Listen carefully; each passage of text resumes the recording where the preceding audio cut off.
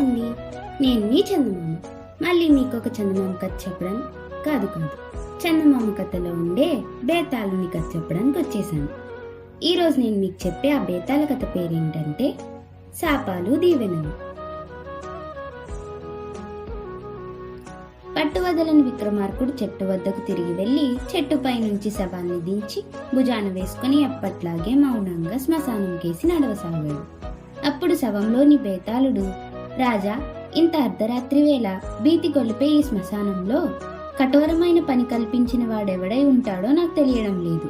ఒకవేళ అతడు నీవెంతగానో గౌరవించే గురువు కాని లేక ప్రేమాస్పదుడైన తండ్రి కాని అయి ఉంటాడు కదా.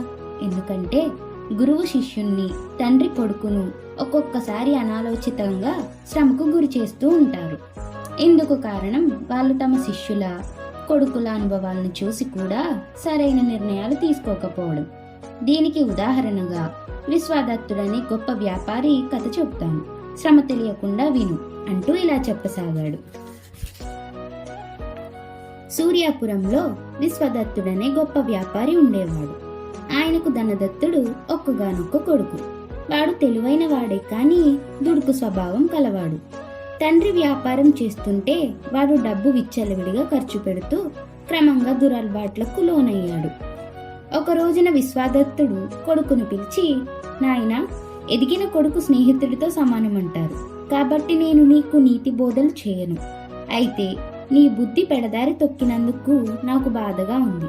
అడిగినదంతా ఇస్తుండడం వల్ల నీకు డబ్బు విలువ తెలియడం లేదు.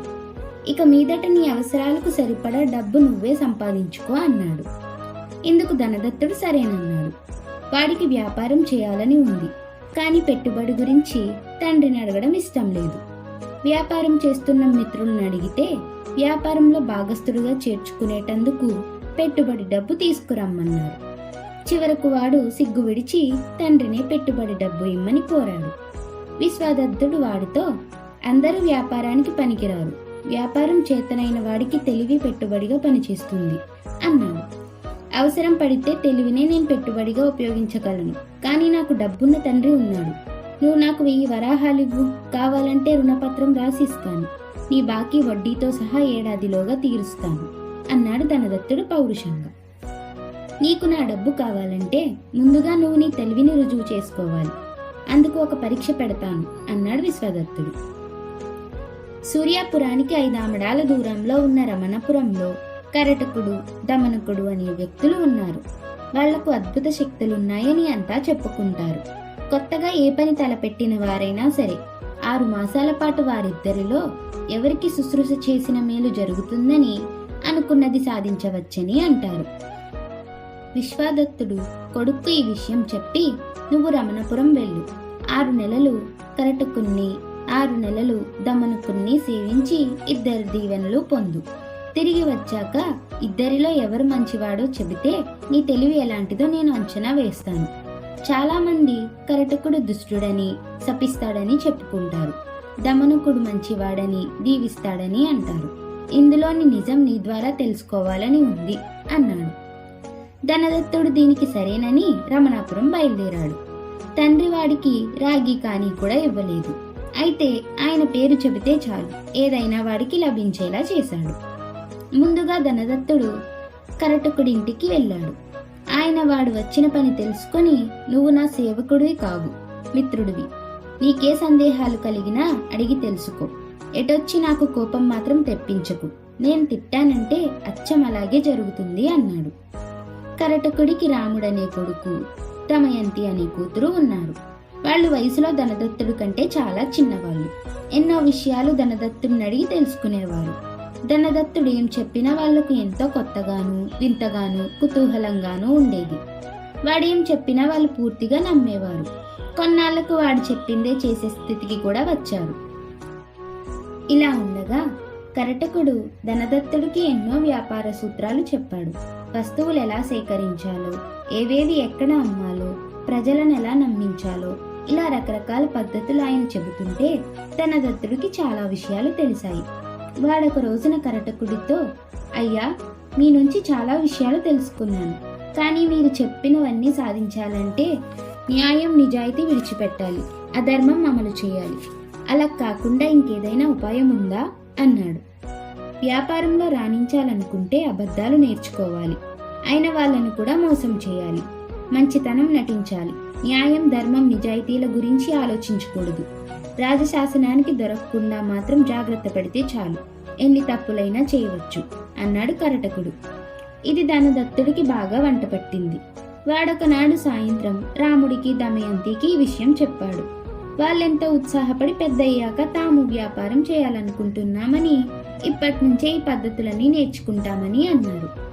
తమ పిల్లల్లో వస్తున్న మార్పును గమనించిన కరటకుడు వాళ్ళను నిలదీసి అసలు సంగతి తెలుసుకున్నాడు. ఆయన ధనదత్తుణ్ణి పిలిచి, నేను నీకు చక్కని సలహాలిచ్చి సాయం చేస్తుంటే నువ్వు చెడు సలహాలతో నా పిల్లలను పాడు చేస్తున్నావు, ఇది నీకు తగదు అన్నాడు. దానికి ధనదత్తుడు, అయ్యా, మీరు నాకిచ్చిన సలహాలనే నేను మీ పిల్లలకిచ్చాను, అవి చెడ్డవెందుకవుతాయి అన్నాడు. కరటకుడు కోపంగా, వ్యాపారం దగా మోసం కుట్ర, అందుకని నా పిల్లలు వ్యాపారం చేయడం నాకు ఇష్టం లేదు అన్నాడు. వ్యాపారం దగా మోసం కుట్ర అని నన్నెందుకు హెచ్చరించలేదు అని అడిగాడు ధనదంతుడు చిరాకు పడుతూ. అయితే విను, ఈ ప్రపంచానికి వ్యాపారుల అవసరం ఎంతో ఉంది, అందువల్ల ఇతరులను నేను వ్యాపారానికి ప్రోత్సహిస్తాను. నా పిల్లలు వ్యాపారస్తులు కావడం మాత్రం నాకు ఇష్టం లేదు, కాబట్టి వాళ్ళ మనస్సు మార్చు అన్నాడు కరటకుడు. ఇతరులకొక న్యాయం, తమ పిల్లలకొక న్యాయం అని తమరనడం నాకు నచ్చలేదు. మీకు వ్యాపారస్తుల అవసరం ఉన్నప్పుడు మీ పిల్లల వ్యాపారస్తులు కావాల్సిందే అన్నాడు ధనదత్తుడు. ఇది వింటూనే కరటకుడు ఆగ్రహంతో, మూర్ఖుడా, ఇక నీ ముఖం నాకు చూపకు, నీకు ప్రతిరోజు అశుభం జరగాలని శపిస్తున్నాను అన్నాడు. ధనదత్తుడు నిర్లక్ష్యంగా నవ్వి అక్కడి నుంచి బయటపడ్డాడు. అయితే అలా వీధిలోకి వచ్చాడో లేదో అరటి పండు తొక్క మీద కాలువేసి జారిపడ్డాడు. వాడు లేవలేక అవస్థపడుతుంటే దారిని పోతున్న ఒక వ్యక్తి వాడిని లేవదీసి వైద్యుడి వద్దకు చేర్చాడు.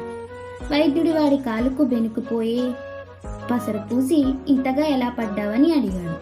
ధనదత్తుడు జరిగింది వివరంగా చెప్పాడు. అయ్యో, కరటకుడు నిన్ను శపించాడా? అయితే నీకు రోజు ఏదో ఒక ప్రమాదం తప్పదు, వెళ్ళి ఆయనను శరణు వేడు అన్నాడు వైద్యుడు. నేను శాపాలను నమ్మను, చాలా మొండివాణ్ణి, అవసరమైతే ప్రతిరోజు మీ దగ్గరికి వచ్చి వైద్యం చేయించుకుంటాను తప్ప కరటకుణ్ణి శరణు వేడను అన్నాడు ధనదత్తుడు.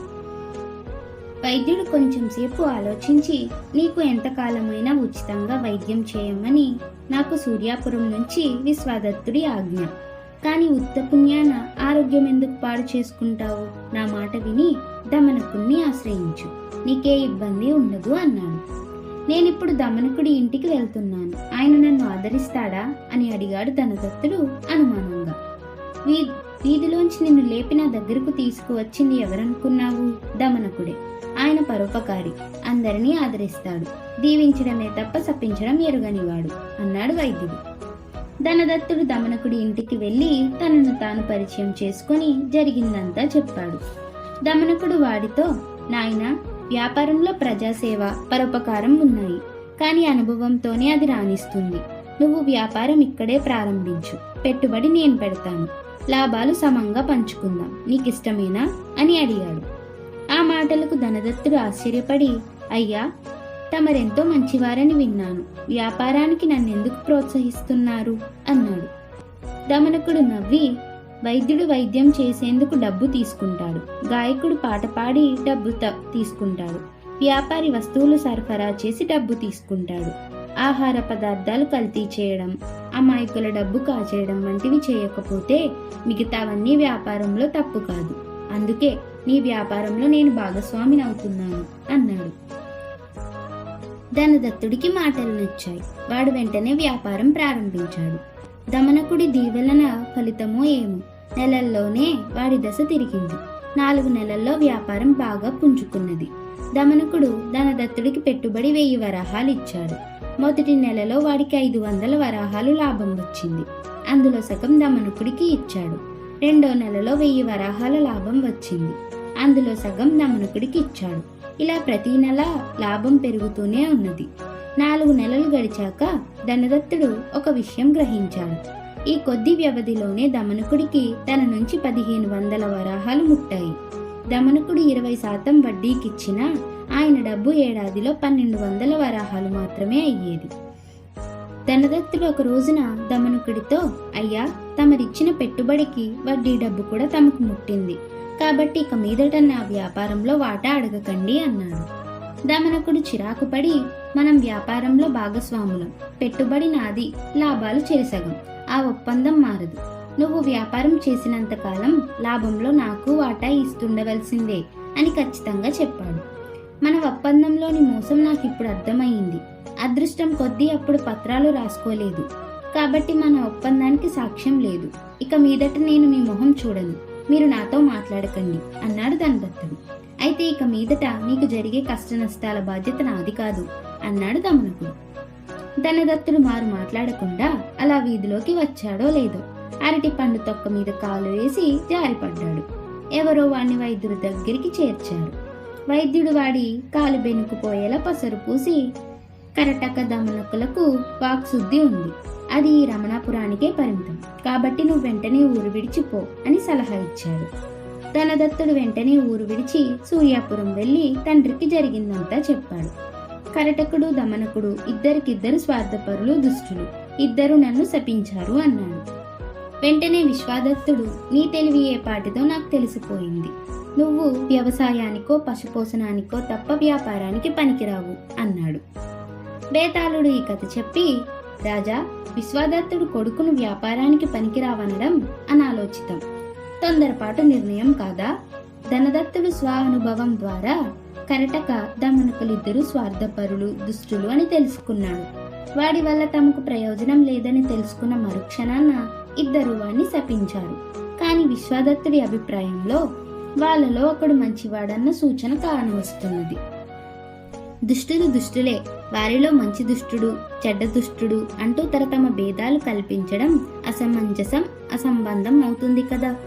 విశ్వాదత్తుడు వంటి ఎంతో అనుభవశాలి అయిన వ్యాపారి కూడా కొడుకు విషయంలో ఇంత పెద్ద పొరపాటు ఎందుకు చేశాడు? ఈ సందేహాలకు సమాధానం తెలిసి కూడా చెప్పకపోయావో నీ తల పగిలిపోతుంది అన్నాడు. దానికి విక్రమార్కుడు, కరటకుడు దుష్టుడు, అందులో సందేహానికి తావులేదు. తను చెడ్డదని నమ్మే విషయాన్నే ఇతరులకి బోధించి ప్రయోజనం పొందాలనుకుంటాడు. కానీ దమనకుడు అలా కాదు, తను బోధించేది ఆచరిస్తాడు. వ్యాపారంలో ధనదత్తుడి సమర్థత ఏపాటిదో తెలుసుకోకుండానే వాడికి 1000 వరాహాలు పెట్టుబడి ఇచ్చాడు.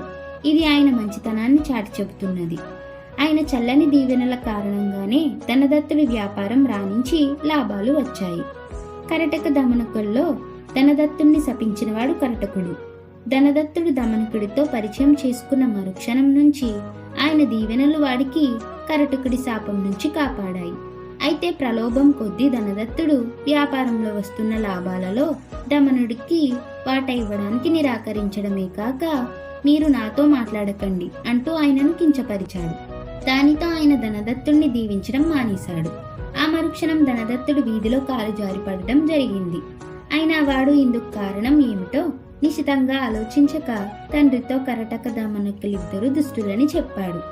ఇది విన్న విశ్వాదత్తుడు తన కుమారుడిలో వ్యాపారిగా వన్నెకెక్కగల ఆలోచన శక్తి గాని దక్షత గాని లేవని గ్రహించి వాడికి వ్యవసాయానికో పశుపోషణానికో మాత్రం పనికిరాగలవని చెప్పాడు అన్నాడు.